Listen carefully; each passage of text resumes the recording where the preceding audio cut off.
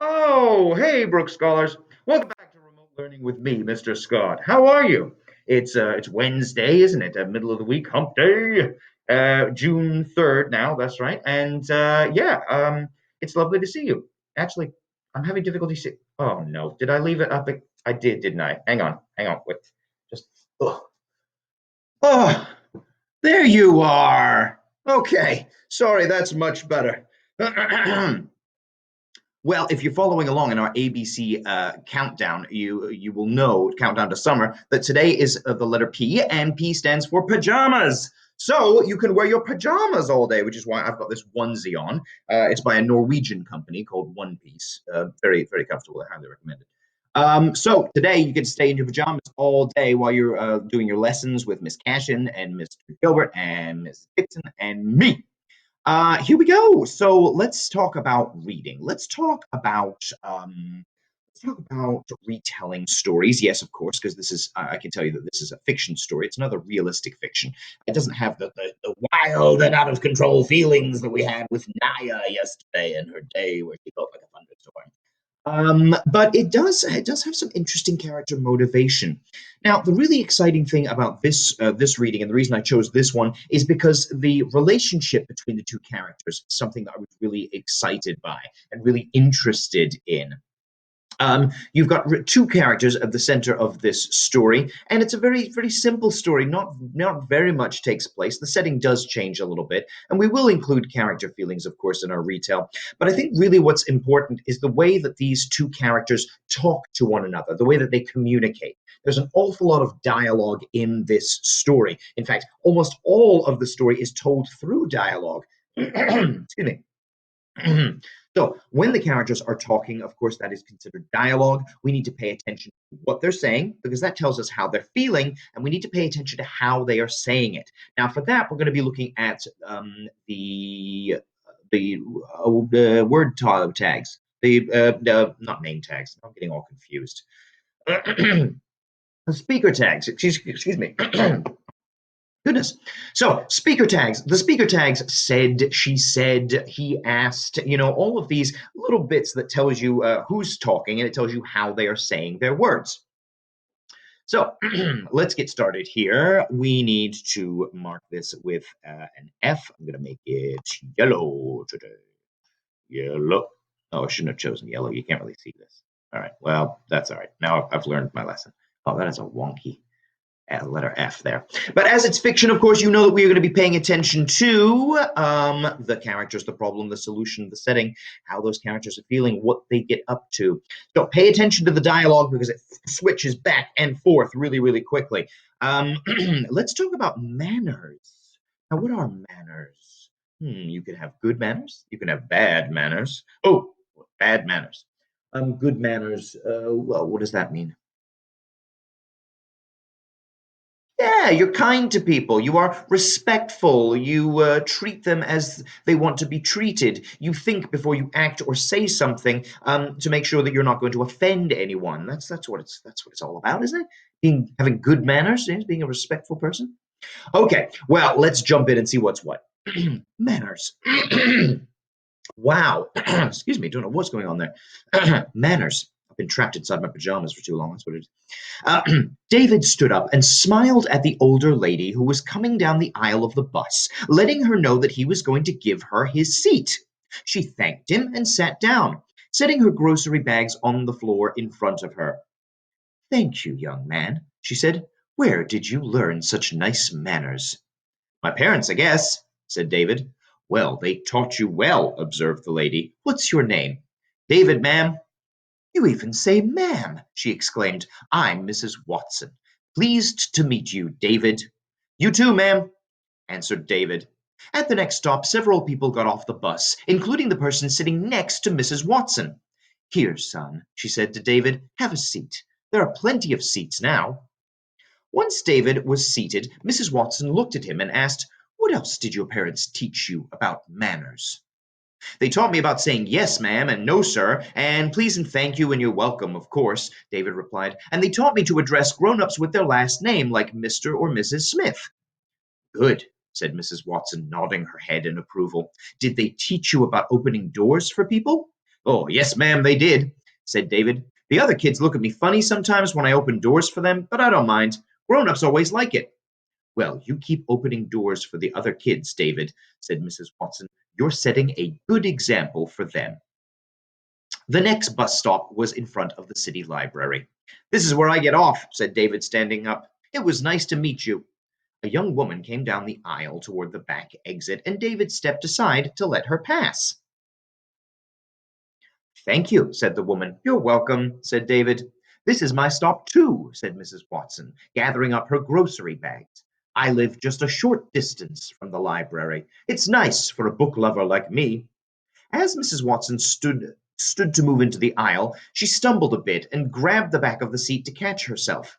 May I hold your bags while you get off the bus? Asked David, stepping forward to help. That would be very nice. Thank you, David, said Mrs. Watson. David took the bags with one hand, stepped off the bus, and turned to give his hand to Mrs. Watson as she came down the steps. Thank you, son, said Mrs. Watson. I'm not as steady on my feet as I was when I was young. Neither is my grandmother, said David. She uses a walking cane, but I think it makes her feel better to hold an arm when we walk. Excuse me. You're a good grandson, said Mrs. Watson, reaching for her grocery bags. Here, I'll take those now. I'll be glad to carry them to your house for you, Mrs. Watson, said David. It's not that far. Mrs. Watson smiled at David and nodded her head. It's very nice of you to offer, she said, and I gladly accept. Thank you. They began to walk in the direction of Mrs. Watson's house, and David changed his usually fast walk to match Mrs. Watson's slower pace. So, David, what do you do when you're not helping ladies carry their groceries? Asked Mrs. Watson. I read a lot, and I play baseball with my dad and my brother, said David. I like to cook too, so I help my mom in the kitchen sometimes. She's a really good cook, and she's taught me a lot. Excuse me.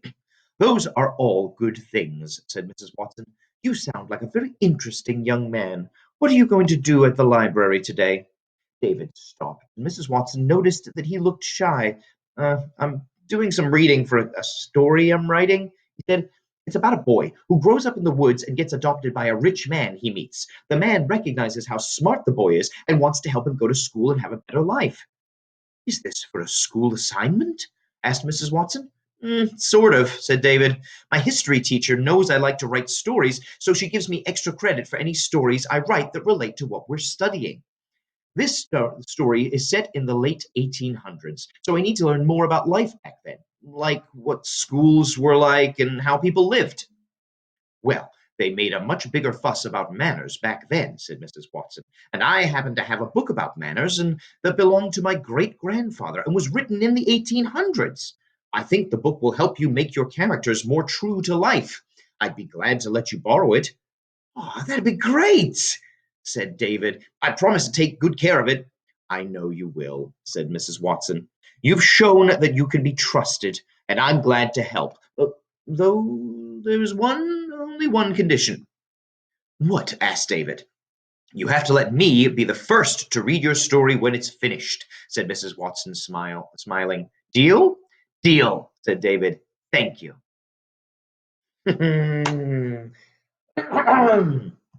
Excuse me. Oh, I really, really like that story. It's a warm, it's a heartwarming, just lovely story about two people helping one another. It's good for the soul. This story, manners. Okay, now listen, here's what to do. You are in charge of retelling everything that just happened. Now, you don't need to say every single line of dialogue that took place in the story. No, of course you don't. But what I am going to ask you to do is to make sure that you include the important story elements, the setting. And when the setting changes, the where and the when. The characters, and of course, what those characters are doing in the story. Then, of course, you need to make sure that you are including how they are feeling, their actions, and what takes place at the end of the story, the solution. All right, so smash that pause button and retell this story. Ready? Pause.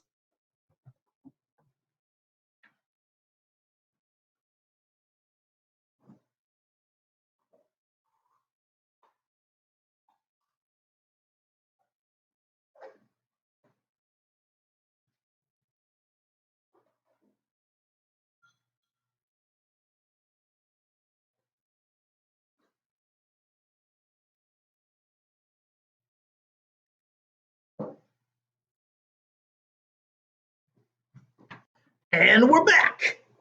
How was your retail? Was it good? Let's do this. David, a young man, school age, is on a bus. He's on a bus that's going downtown, and he's going to the library. He's going to the library, and as we find out later, he's going to get some research. He's going to get some books to help him write a story that he's writing about a young boy who is discovered in the woods and brought up by a wealthy older man. And he wants to know what life was like in the 1800s because that will help him to realize his story. But anyway, he's on this bus, and he gives up his seat to an older lady by the name of Mrs. Watson. And Mrs. Watson is very appreciative, but also she's very glad to see that people, the youth of the day, are still involved in having really, really good manners. So she thanks him, and then they start talking about manners. And David explains that his parents taught him very many things about how you can treat people and say thank you and please and things like this. And Mrs. Watson's very, very impressed, of course. And then they get to the stop. David says, "This is my stop." Mrs. Watson says, "Yes, mine too." And David then helps her off of the bus by taking her groceries, and then offers to carry the groceries to Mrs. Watson's house, which isn't far away from the bus stop or the library. And we learn that Mrs. Watson is an avid reader. She loves reading books, just like this guy. Hopefully that guy. That's what I'm talking about. And so they're carrying the groceries back, and David explains about the story that he's writing. And then Mrs. Watson says, "Well, listen, I've got a book that belonged to my great great grandfather about manners and what it was like to have good manners back in the 1800s, which is where David wants to set his story. Why don't you borrow this book, and it's going to help you do some research?" And David gets very, very upset, and gets very excited. Sorry, and he's really excited to share this book. And then Miss Watson says, "Well, listen, you can borrow the book, and I know that you're going to be trustworthy because you're a young man with wonderful manners. But I must insist that when you are finished writing this story that you're writing, that you let me be the first to read it." And David says, "Deal." And there you have it. I love this story. I think it's just beautiful. It's just two people who meet and are nice to each other and are kind to each other and are helpful. So good. So good.